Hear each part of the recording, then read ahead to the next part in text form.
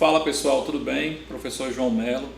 Estamos hoje fazendo uma aula bem especial para vocês. Essa aula dentro de genética nós chamamos de herança sanguínea.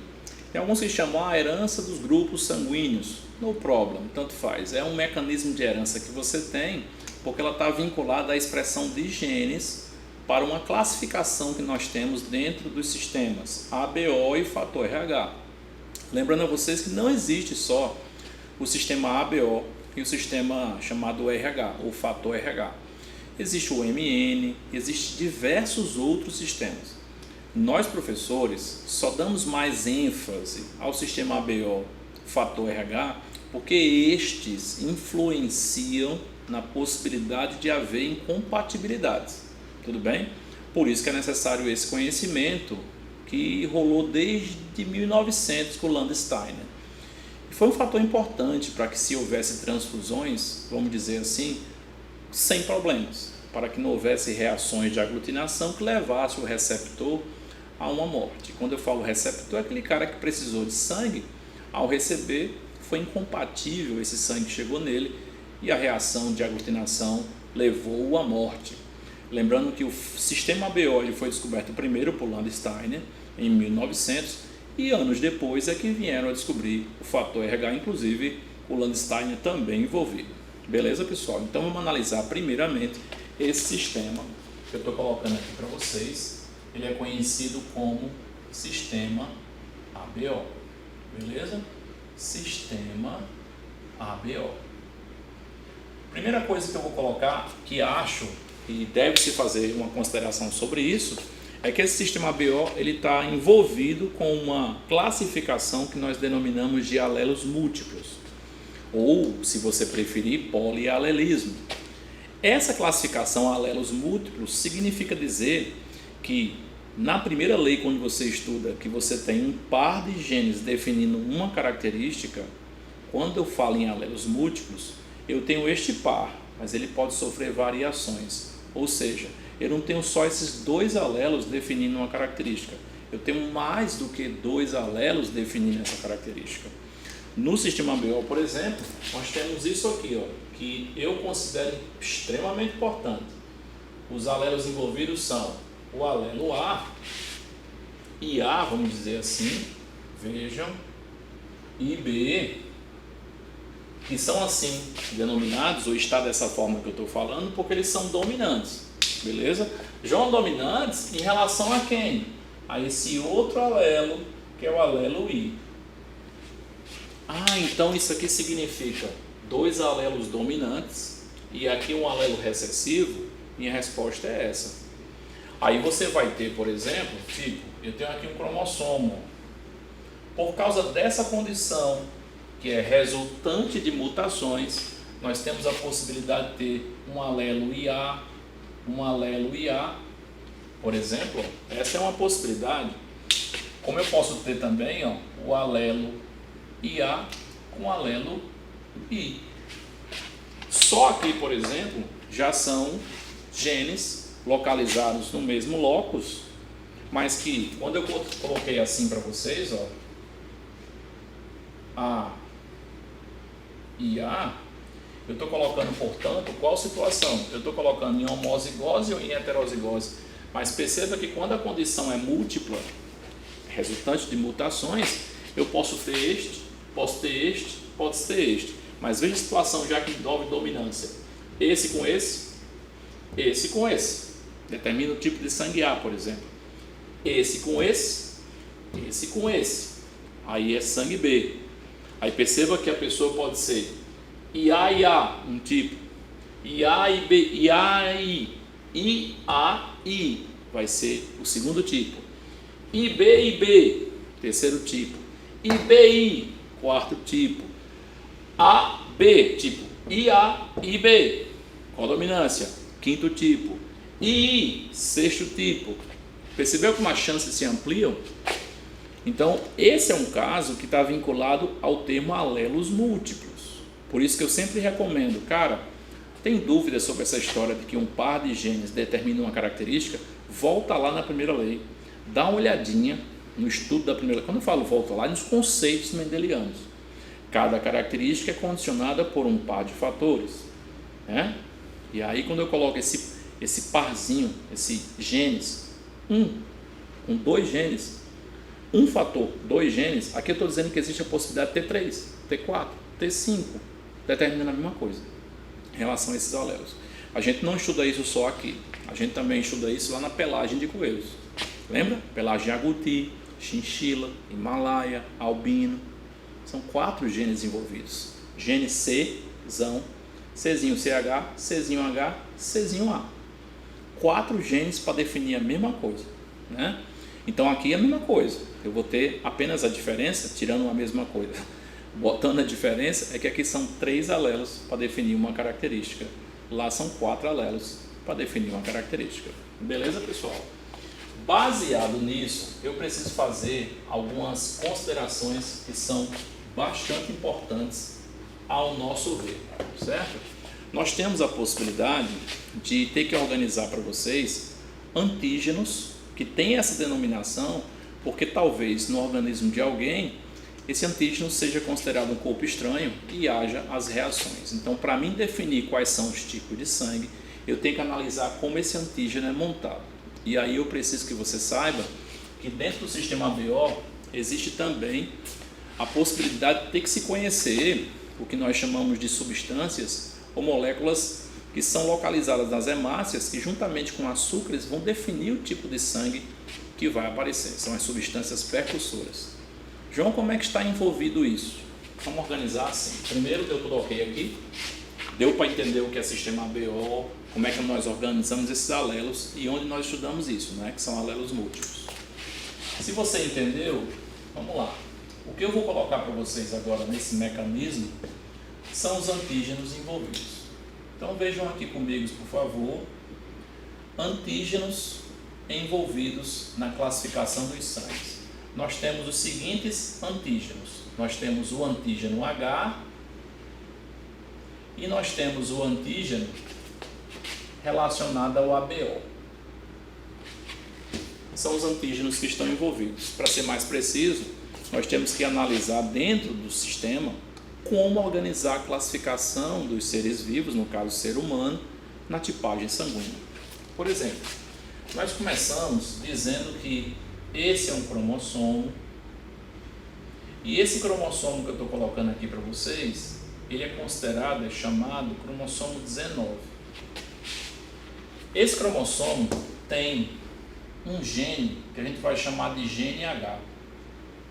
Está aqui esse gene H. Lembrando que esse gene H aparece em 99% da população. Os 1% ou menos são aquelas pessoas que não fazem esse gene H. Elas fazem o gene Hzinho. Inclusive está relacionado com o efeito Bobain, para ser mais preciso, falso O, que talvez clareie mais na sua mente esse termo. Eu não quero discutir ainda Bobain. Eu vou trabalhar em cima da classificação dos sangues primeiro. Então saca aqui. Esse cromossomo 19, ele tem um gene H, lembrando que ele pode ser homozigoto, Hzão, Hzão, ou ele pode ser heterozigoto, Hzão, Hzinho. Saca só. Esse gene, ele pode expressar, ele vai fazer a produção de uma determinada enzima. Beleza? João tem que saber o nome dessa enzima. Sinceramente, eu dificilmente vejo esse nome de enzima, que é uma expressão primária do gene H do cromossomo 19, que influencia na classificação dos tipos de sangue, sendo solicitado. Tá certo? Eu não vou obrigar você a ter que saber o nome dessa enzima, não. Mas ela é fundamental como produto primário para viabilizar a colocação de açúcares, vamos colocar assim, desta forma, nas hemácias. Essa bolinha aqui que eu estou fazendo para vocês de vermelho são as hemácias. Aí cabe lembrar que as hemácias, elas podem ser chamadas de eritrócitos, podem ser chamadas de glóbulos vermelhos, beleza? Aí olha o que vai acontecer. Ele vai simplesmente adicionar esses açúcares aqui, ó. Eu vou fazer assim ridiculamente essa figura desse jeito. Na verdade não seria assim, na verdade seria assim, ó. A hemácia está aqui, aí nós teríamos a formação desses açúcares que são colocados aqui, certo? Vamos botar assim, tá aqui os açúcares. João, o que é isso que você está colocando agora? Isso aqui é uma substância percussora. Isso aqui é uma substância percussora. Tudo bem? Tá aqui a substância percussora. Aí você me diz, João, quando você coloca aí essa substância percussora, isso aqui é resultado da expressão desse GNH aqui? Eu digo que sim. Todo tipo de sangue, certo? Dentre os 99% da população, vai ter essa substância percussora aqui. O que vai determinar teu sangue é a expressão do gene do sistema ABO, que vai colocar determinados açúcares junto com essa substância percussora. Eu nunca tinha visto isso. Pronto, então você tem que ajustar isso agora. Eu fico preocupado se eles perguntarem algo relacionado à expressão do GNH na sua prova. Porque se você souber apenas o aglutinogênio vinculado, porque o aglutinogênio é o antígeno, vinculado a uma condição apenas de expressão do ABO, você pode ter falhas. E essas falhas podem ser evidenciadas numa questão errada. E a gente não quer isso para vocês. A gente quer que você faça realmente as questões como devem ser feitas. Então preste atenção. Para me montar esse aglutinogênio e dizer assim, teu sangue é A, teu sangue é B, teu sangue é AB, teu sangue é 0, que o pessoal chama de O, eu precisarei que você saiba que todos esses sangues, com exceção do efeito Bobain, vai ter essa substância percussora que eu vou deixar aqui. Beleza, pessoal? Show de bola? Então vamos lá.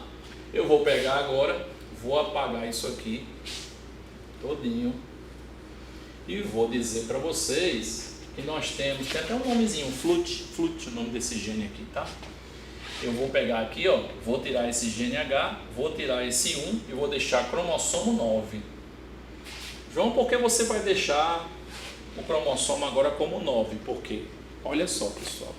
Os genes que expressam o sistema ABO estão no cromossomo 9. Os genes que expressam aquela enzima para fazer a substância percussora estão no cromossomo 19. João, eles podem perguntar isso também? Não sei. Eu só estou colocando assim para que vocês tenham noção exata de onde estão esses genes. Mas não necessariamente que vai aparecer numa prova, tá certo? Então, ó, vamos dizer que o gene aqui envolvido seja o gene A, no cromossomo 9. Aí esse gene, produto primário, vai gerar uma enzima específica. Aí essa enzima vai pegar um açúcar, vamos dizer que o açúcar seja esse aqui, ó. Beleza? Isso aqui é um açúcar. João, e aí? Bem, ele vai pegar esse açúcar e vai adicionar aqui, ó, nessa hemácia. Quando ele adicionar esse açúcar, João, o que vai acontecer? Muito bem, quando ele adicionar esse açúcar aqui na substância percussora, a pessoa vai ter o antígeno, que chamamos de aglutinogênio A, o que define que você tem sangue A. Então peraí, quer dizer que a substância percussora resultante da expressão gênica do H já estava? Eu vou dizer que sim. E agora você adicionou esse açúcar? Sim. Esse açúcar que eu adicionei aqui, ó, tá certo? É que definirá o tipo de sangue A. Se você aprendeu apenas com o nome aglutinogênio A, show de bola, tá nada errado não. O professor não ensinou errado não, quando ele disse, olha, todas as pessoas que têm sangue A, ela tem aglutinogênio A. Pronto. Eu só estou dizendo na real como é o aglutinogênio. Ele é formado por essa substância mais essa precursora que determina a tipagem A. Você é A por causa disso. Beleza, pessoal? João, e se por acaso tivermos agora uma pessoa que ela não tem um gene A, mas sim no cromossomo 9 ela tem o B, como é o meu caso. Vai produzir uma outra enzima. Essa enzima vai arrastar um outro tipo de açúcar. Vou botar esse açúcar aqui de laranjinha para ficar um negócio bonitinho. Aí esse açúcar vai ser adicionado na substância percussora já presente na hemácia. João, e agora? Agora, meu amigo, olha o sangue do cara. Vai ver. Pronto. Se a pessoa tem um aglutinogênio desse tipo aqui, não vai botar aí no seu caderno açúcar laranja e no outro açúcar azul, não. Viu? Apenas eu não obriguei você a ter que saber o nome do açúcar. Tá certo? Óbvio, não vou obrigar de jeito nenhum a você ter que saber o nome dele, certo? Por exemplo, o do B, deixa eu só pegar outro aqui. O do B é D-galactose, certo? Agora, do A já é outro açúcar. Então, você tem aqui o que, pessoal? Você tem a adição desse determinado tipo de açúcar e caracteriza o que nós chamamos de aglutinogênio B. Por isso que a pessoa é dita B. João, existe a possibilidade de uma pessoa ter os dois genes.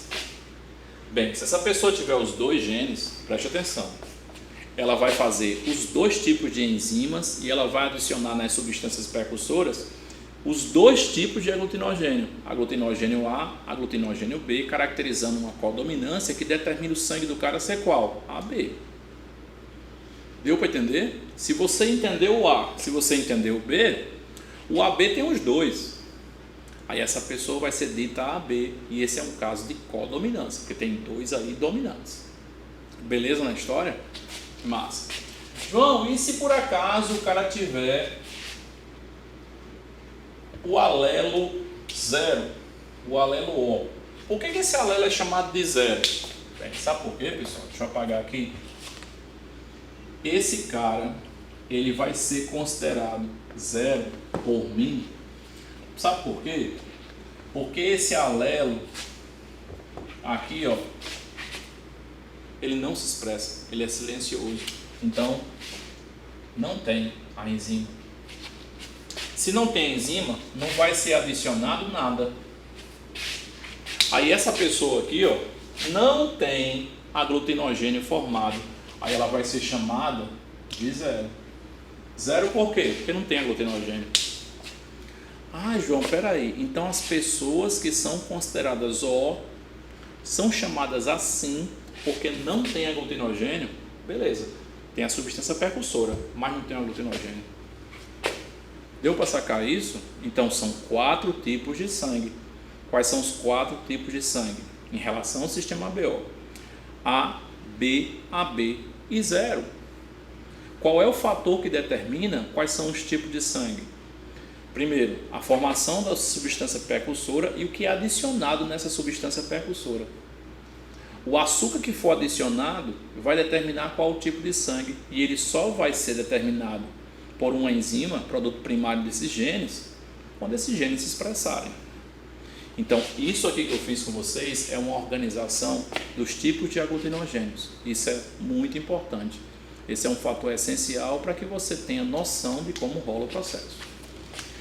Ah, tá. Então, nós temos aqui uma classificação de antígenos. Sim. Então, esses antígenos, vamos ajeitar? Como é que eles podem ser chamados? Podem ser chamados de aglutinogênios. Beleza? Então, baseado neles, o que nós podemos ter aqui? Nós podemos ter, então, aglutinogênios A, aglutinogênio B, certo, pessoal? A pessoa pode ter os dois, A e B, e a pessoa não ter absolutamente nenhum aglutinogênio. A pessoa que tiver esse aglutinogênio aqui, ela vai ser A. A pessoa que tiver esse aglutinogênio aqui, ela vai ser B. Se ela tiver esses dois aglutinogênios, ela vai ser AB. E esse aqui não vai ser nada, vai ser 0. Não estou dizendo que você não é nada. Eu estou dizendo que você não faz aglutinogênio, por isso que você é o quê? 0. Mas aí o povo começou a chamar de O e acabou ficando O. Beleza? Certo? Pronto, organizamos essa classificação. João, me diga uma coisa. Existe a possibilidade da gente produzir anticorpos quando em contato com esses antígenos? Aí eu vou dizer que sim. Por exemplo, pessoal, eu estou colocando aqui para vocês de novo os antígenos, chamados de aglutinogênios. Está aqui o termo, aglutinogênios. Beleza. Quais são os aglutinogênios que nós colocamos para você? O sangue A, o sangue B, o sangue AB e o sangue zero. Beleza? O sangue A, ele tem qual aglutinogênio, meus amigos? Ele tem o aglutinogênio A. Vou colocar aqui, ó, aglutinogênio A. Esse aqui tem aglutinogênio B, esse aqui tem os dois aglutinogênios e esse aqui não tem aglutinogênio algum. Está aqui a organização que eu fiz anteriormente para vocês em relação a aglutinogênios. Localização desses aglutinogênios você já sabe, né? Nas hemácias.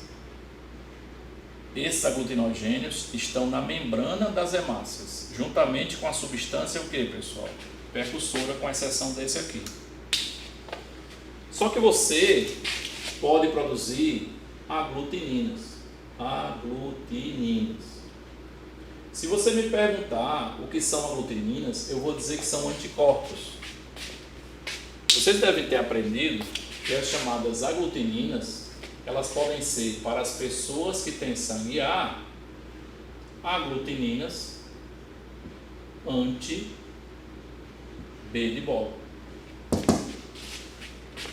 Aí eu estou colocando que as pessoas que são B, no plasma delas, vai ter a aglutinina anti-A. Beleza? A pessoa que é AB, ela não vai ter nada. Já o zero, meu irmão, olha aqui, tem aglutininas anti-A e anti-B. É isso que vai ter. Aí você pode me dizer, João Melo, eu nunca recebi transfusão alguma. Eu nunca tive contato com sangue de seu ninguém. O meu sangue é A, vamos dizer assim que essa pessoa falou para mim. Como é que eu já tenho o anti-B? Por exemplo, meu sangue eu disse para vocês que era B. Por que eu já tenho anti-A se eu nunca tive contato com outro sangue? Foi a pergunta dela. Então vamos pensar aqui, por favor. Preste minha atenção, vou pegar como referência essa pessoa aqui. Beleza? A referência vai ser essa pessoa aqui. Essa pessoa que é do sangue A, tem aglutinogênio A e produziu aglutinina anti-B. Beleza? Olha essa informação. Quando a gente nasce, nos primeiros meses de vida, a gente forma a nossa microbiota intestinal que tem bactérias. Então vamos dizer que eu tenho essa bactéria aqui no meu organismo e ela tem uma proteína, que é uma proteína antígeno A, semelhante às nossas. E tem uma proteína B, como se fosse um antígeno B, semelhante ao nosso. João, o que vai acontecer? Na hora que essa pessoa aqui, ó, ela entra em contato com essas bactérias, em relação ao seu sistema imune, quando ela entrar em contato com essa bactéria aqui, ela não vai ver isso aqui como antígeno, porque é semelhante, beleza? Mas as bactérias que têm esse antígeno semelhante aqui, para outra pessoa e não para esta, ela quando entrar em contato com essa bactéria, ela vai ser sensibilizada. Aí ela, bom, produz células de memória, bom, produz o quê? O anti-B. Ah, João, então você está querendo dizer que quem sensibiliza a pessoa para que ela produza determinado tipo de aglutinina vai ser bactérias presentes na microbiota? Eu digo que vai. Por exemplo, aqui no caso de uma pessoa que foi A, ela foi sensibilizada quando entrou em contato com bactérias que têm esse tipo de proteína. Beleza, pessoal? Glicoproteína, para ser mais preciso. Eu sou B. Quando eu entrei em contato com essa bactéria aqui, não aconteceu nada, eu não fui sensibilizado, mas quando eu entrei em contato com essa bactéria, eu fui sensibilizado. A pessoa que tem os dois, entrou em contato com essa bactéria, não foi sensibilizada. Entrou em contato com essa bactéria, não foi sensibilizado. Por isso que ela não produz absolutamente o quê? Nada.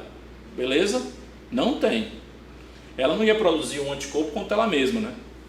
Fechou? João, e o cara que é zero? Meu irmão, o cara que é zero, isso aqui é antígeno para ele, das bactérias? É. Isso aqui é antígeno para ele? É. Então ele vai ter a produção dos dois. Vai ter tanto aglutinina anti-A, quanto vai produzir aglutinina anti-B. Esse é um passo importante para o conhecimento da classificação dos tipos de sangue dentro do sistema qual, pessoal? A, B, O. Fechado. Então, por isso que nas nossas hemácias vai ter esses aglutinogênios e no plasma vai ter esses tipos de aglutininas, de acordo com o que foi manifestado. Fechada a ideia, pessoal? Tudo bem até aí? Beleza. Tem um caso especial para a gente finalizar que eu queria falar com vocês. João, que caso especial é esse? Vou colocar aqui. O caso especial que eu estou falando é conhecido como falso O, ou simplesmente a denominação de efeito Bobain, que acontece em 1%, vamos dizer assim, da população mundial, tá? Olha como é que seria isso. Essa pessoa tem esse gene aqui, Hzinho. Beleza? Se ela tem esse gene Hzinho, lembrando que eu estou me referindo aqui, pessoal, ao caso do chamado falso O, falso zero. Essa pessoa no cromossomo 19, ela tem esse gene Hzinho aqui, Hzinho. Não faz enzima alguma e nem consegue fazer nas suas hemácias substância percursora alguma, porque ela não vai arrastar nenhum açúcar. Olha só, pessoal, essa pessoa não vai ter a substância percursora, beleza? Não tem a substância percursora na hemácia. O gene dela, vamos dizer que seja no cromossomo 9, seja o gene A. Você me diz agora, se essa pessoa no cromossomo 9 tem um gene A, me responda, ela teria qual tipo de sangue? Resposta, ela teria o sangue A. Ela faz a enzima dela, ela pegaria o açúcar para poder adicionar aqui, mas sem a substância precursora isso não roda. Então essa pessoa não vai ter a expressão confirmada, no sentido de que o produto secundário não vai ser montado pela ausência da substância precursora.